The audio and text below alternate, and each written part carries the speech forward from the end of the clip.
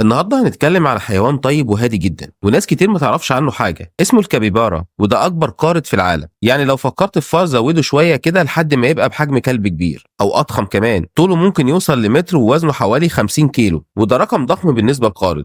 الكابيبارا اصله من امريكا الجنوبيه وبيعيش حوالين الانهار والبحيرات لانه بيعشق الميه، زي ما بنقول كده الميه هي عيشته. جسمه معمول للسباحه، يعني رجليه قصيره بس فيها غشاء بين الاصابع زي البط، وده بيخليه سباح ماهر. مش بس كده، ده كمان بيقدر يغوص لفترات طويله ويفضل تحت الميه لو حس بالخطر. الغريب ان الكابيبارا اجتماعي جدا ودايما بيعيش في مجموعات كبيره بتوصل ل 20 فرد او اكتر. كمان هو نباتي، بياكل اعشاب وشجر وفواكه لو لقاه، وده سبب انه دايما قريب من المناطق اللي فيها طبيعه خضراء. حاجه كمان مميزه في الكابيبارا انه ودود جدا لدرجه ان الحيوانات التانيه حتى المفترسه مش بتهاجمه بسهوله. في ناس بتقول انه رمز للسلام في الطبيعه، وكمان الناس في مناطق معينه بتربيه كحيوان اليف، وده لانه هادي وسهل التفاهم معاه. لكن خلي بالك، هو محتاج مكان واسع وميه حوالين بيته علشان يقدر يعيش مرتاح. ايه رايكم؟ عجبكم الحيوان ده؟ ولو حابين نعمل فيديو على حيوانات تانية غريبه قولوا لي في الكومنتات وانا جاهز.